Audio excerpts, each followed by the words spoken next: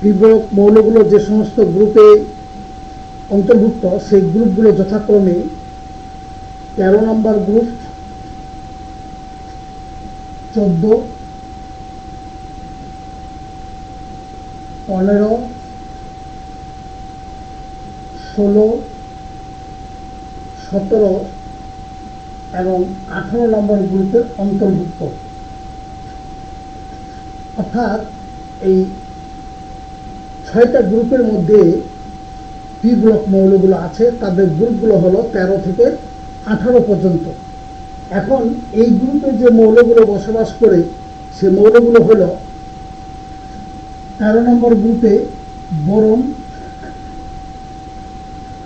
Aluminium, gallium,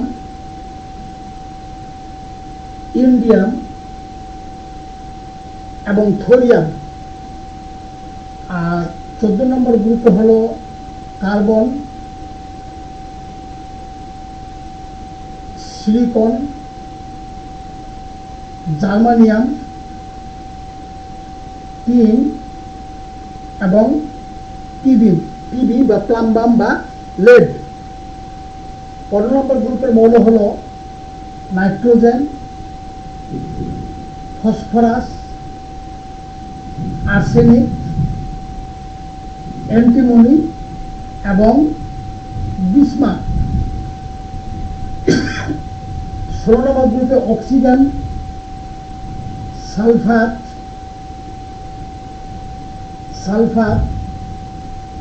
selenium, tellurium এবং polonium. এগুলো হলো 16 নম্বর গ্রুপের অন্তর্ভুক্ত। অপরদিকে 17 নম্বর গ্রুপের মৌল হচ্ছে, প্রথমটা হলো ক্লোরিন, তারপরে ক্লোরিন, ব্রোমিন, আয়োডিন এবং অ্যাসিটাইন। 18 নম্বর গ্রুপের মৌল হলো হিলিয়াম, নিয়ন, আর্গন, ক্রিপ্টন,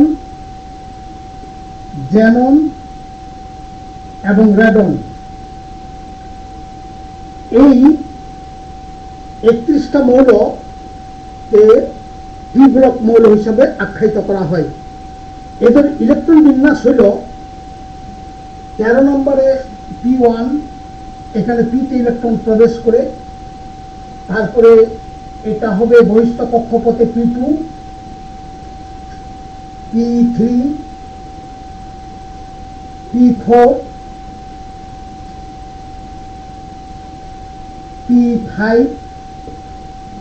এবং হিলিয়াম ব্যতীত P6। হিলিয়ামের গঠন হলে 1s2, এটা ব্যতিক্রম। তাহলে তাদের বহিস্থ কক্ষপথের ইলেকট্রনটা পর্যায়ক্রমে যখন P-তে প্রবেশ করে তখন এই মৌলগুলোকে বলা হয় পি ব্লক মৌল। এখন 13 নম্বর গ্রুপের মৌলগুলোর বহিস্থ কক্ষপথে 3টা ইলেকট্রন, তাহলে এখানে দেখানো হলো একটা, তাহলে আরো দুটো আছে, সেটা হলো s2। এবং কোন পর্যায়ের, তাহলে n পর্যায়ের, n হলো ওটা পরে আসতেছি, তাহলে হলো এটা ns2 np2 ns2 np3। n হলো যথাক্রমে পর্যায় সংখ্যা, তাহলে এটাও হবে ns2 np4 ns2 np5, অনুরূপভাবে ns2 np6। তাহলে দেখা যাচ্ছে যে 13 নম্বর গ্রুপের মৌলগুলো বৈশিষ্ট্য হলো তার বহিস্থ কক্ষপথে 3টি ইলেকট্রন, এসে 2টো, পিতে 1টা। অনুরূপভাবে এটা 4টা, 5টা, 6টা বহিস্থ কক্ষপথে, 7টা এবং 8টা হিলিয়াম ছাড়া। এখন এইভাবে আমরা পি ব্লক মৌলগুলো তাদের সংকেত সহ তাদের অবস্থানটা জানলাম। এখন ইলেকট্রন বিন্যাসের দিক দিয়ে যদি আমরা চিন্তা করি, আমরা যদি নিষ্ক্রিয় গ্যাসের উল্লেখ শুধু পারমাণবিক সংখ্যাগুলো যদি মনে রাখি, সেগুলো হিলিয়াম 2 নম্বর 2 10 পারমাণবিক সংখ্যা, ব্যবধান হচ্ছে 8 18 এবং এর মধ্যে ব্যবধান হলো 18, দ্যাট ইজ 36, এর মধ্যে ব্যবধান 18 54, এর মধ্যে ব্যবধান হলো 32 অর্থাৎ 86। তাহলে আমরা নিষ্ক্রিয় গ্যাসের পারমাণবিক সংখ্যাগুলো আমরা মনে রাখলাম। এখন আমরা নিষ্ক্রিয় গ্যাসের ইলেকট্রন বিন্যাসটা করব সর্বপ্রথমে। তাহলে এটা যেহেতু 1s2, তাহলে বোঝা যাচ্ছে সামনের সংখ্যাটা পর্যায় সংখ্যা, তাহলে ওটা 1 নম্বর পর্যায়ে, তাহলে অবশ্যই এটা হবে 2 নম্বর পর্যায়ে। আমরা হিলিয়ামকে দেখলাম 1 নম্বর পর্যায়ে, তাহলে এটা অবশ্যই 2 নম্বর পর্যায়ে, এটা 3 নম্বর পর্যায়ে, অনুরূপভাবে এটা 4 5 এবং 6 নম্বর পর্যায়ের মৌল। অর্থাৎ boron, carbon, nitrogen, oxygen, fluorine এবং নিয়ন 2 নম্বর পর্যায়ভুক্ত, aluminium, silicon, phosphorus, sulphur, chlorine এবং আর্গন 3 নম্বর পর্যায়ের মৌল। 4 নম্বর পর্যায়ের মৌল হলো gallium, germanium, arsenic, selenium, bromine এবং ক্রিপ্টন। 5 নম্বর হলো indium, tin, stannum, antimony, tellurium, iodine এবং জেনন। 6 নম্বর হলো thorium, lead, bismuth, polonium, astatine এবং রেডন। এখন বোরন, তাহলে অবশ্যই এটা 2 নম্বর হইলে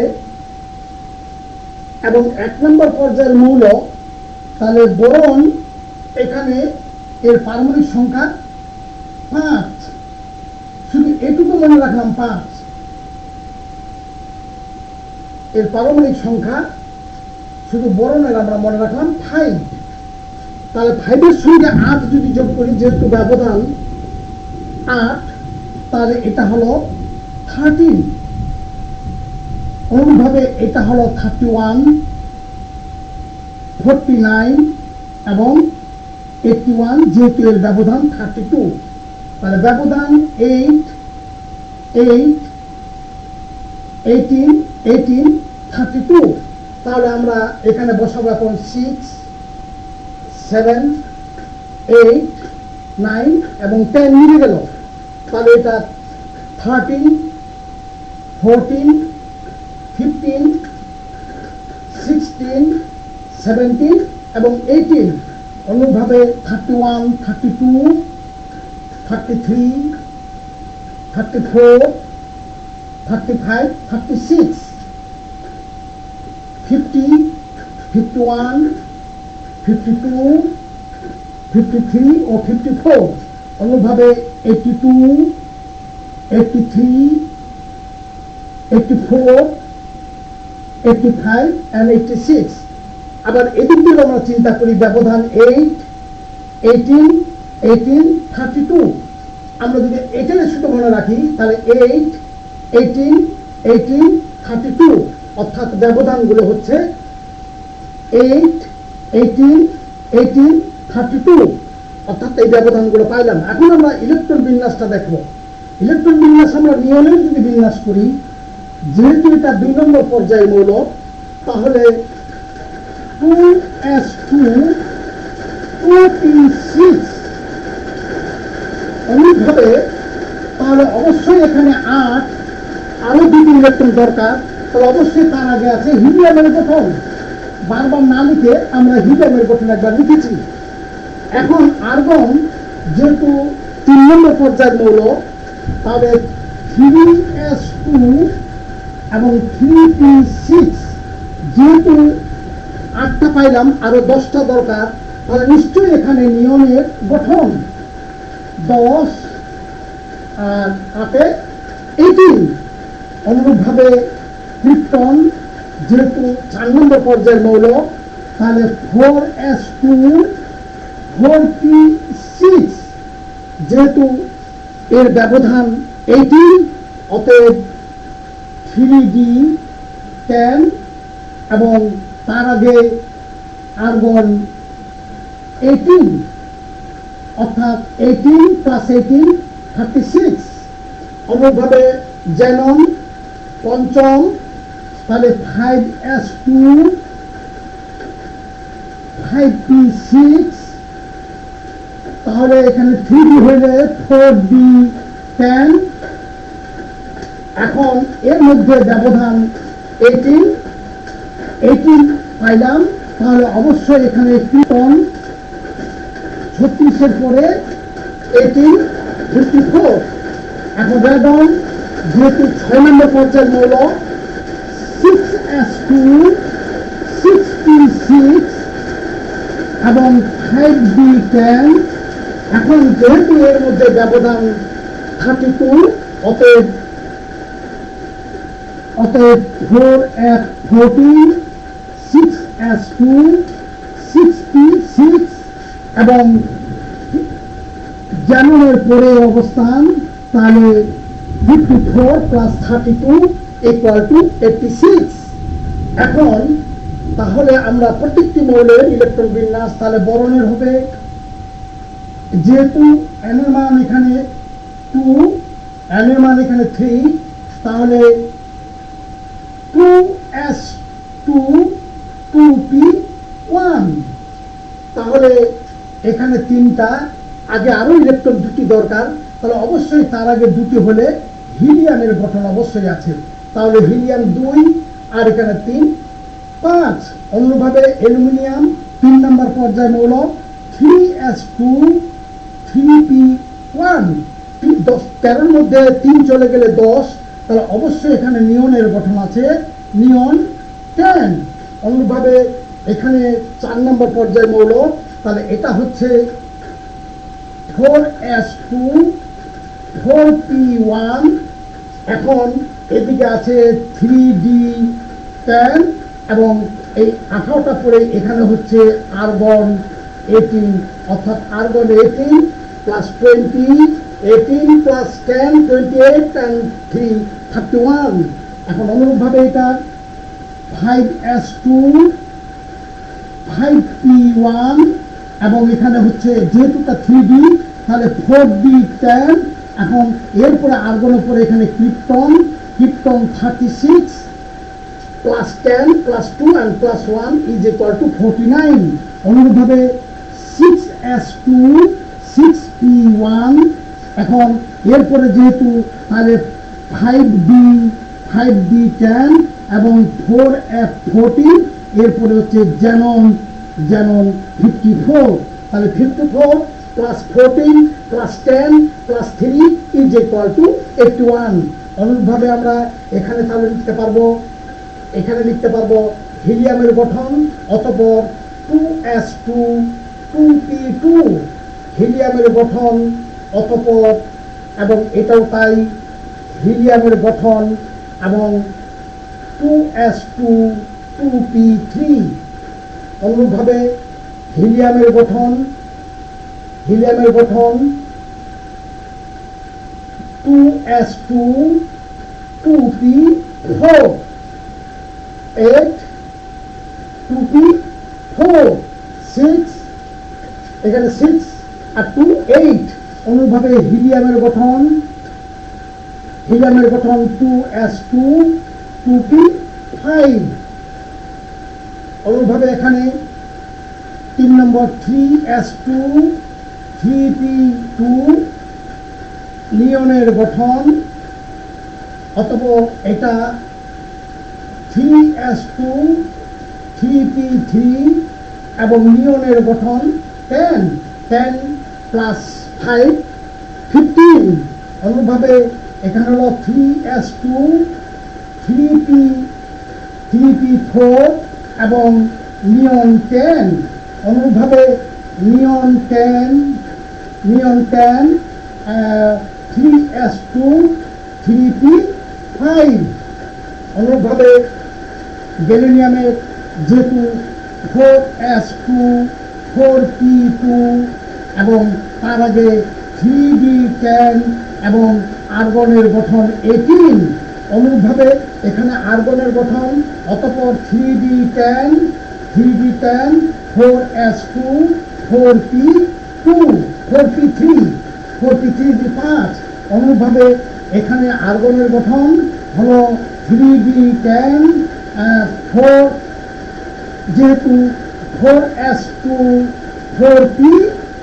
4p4। অনুরূপভাবে আর্গনের গঠন 3d10 4s2 4p5। অনুরূপভাবে এটার গঠন 5s2 5p2 এবং 4d10 এবং কীর্তনের গঠন অনুরূপভাবে 4d10 5s2 5p2 অনুরূপভাবে 4d10 5s2 5p3 অনুরূপভাবে 4d10 5s2 5p4 এবং 3 5 6 7। অনুরূপভাবে এটার গঠন তাহলে 5d10 6s2 6p2 অনুরূপভাবে 6s2 6p3 এবং 6p2 6s2 6p4, যেহেতু অনুরূপভাবে 6s2 6p5। এখন আমরা দেখতেছি 13 নম্বর গ্রুপের মৌল 13 এবং 14 নম্বর গ্রুপের মৌল, 15 নম্বর গ্রুপের মৌল এগুলো, 16 নম্বর গ্রুপের মৌল, 17 এবং 18। এইভাবে আমরা পি ব্লক মৌলগুলোর যে কোনো মৌলকে আমরা ইলেকট্রন বিন্যাস করা সম্ভব। এইভাবে পি ব্লক মৌলগুলোর ইলেকট্রন বিন্যাস অতি সহজে আমরা মনে রাখতে পারি যদি আমরা নিষ্ক্রিয় গ্যাসগুলোর ইলেকট্রন বিন্যাস মনে রাখতে পারি। তোমাদের সকলকে ধন্যবাদ।